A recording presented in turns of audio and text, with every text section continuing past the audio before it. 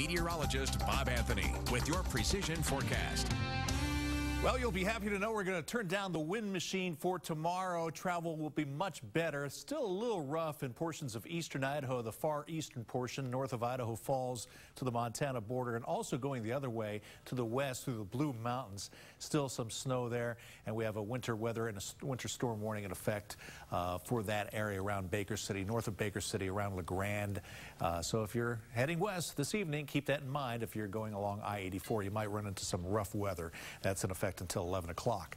But we're actually starting to see some breaks in the clouds, and we have partly cloudy skies out there right now, 35 degrees, and it's getting colder already with those clearing skies. As far as our wind, these are our peak wind gusts at as of 9 o'clock, and they're quite a bit quieter than what we saw earlier today when we saw sustained winds 25 to 35 miles per hour, even some gusts to 50 and even stronger in the Magic Valley. That's where they saw the strongest winds. Still seeing some gusts in the 22-mile-per-hour range at this hour, and also in the Oahe Mountains, some stronger gusts.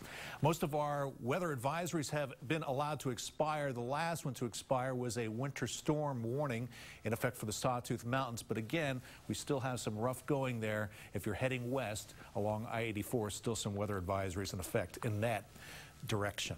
20 degrees was our low this morning in Sun Valley. McCall down to 21. Boise at 35. Fairly mild for an overnight low. Daytime highs were even fairly mild. At 53, it felt much colder. In fact, I suspect that was set in the early morning hours. 49 for Twin Falls and Sun Valley at 32. Here's what's happening on our satellite map. Things are starting to wind down as this low pressure trough pushes off to the east. We're going to see a break in the action.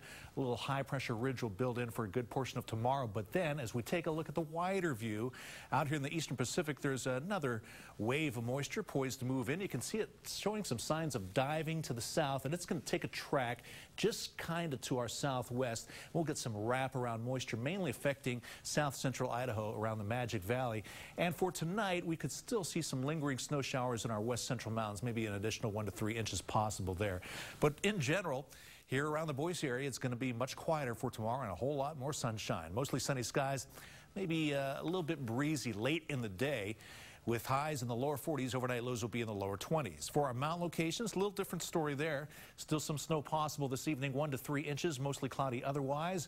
With McCall's high, 25 degrees. For Sun Valley, still some snow possible, 2 inches overnight.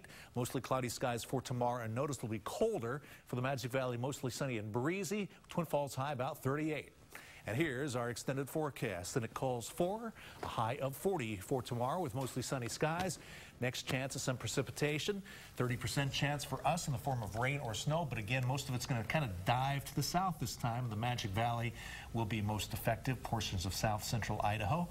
But in general, looking much nicer for tomorrow and much quieter. We're turning down the wind machine. Good thing, because it was pretty crazy last night. And pretty cold, too. I know. A cold wind. All right. Thanks so much, Bob.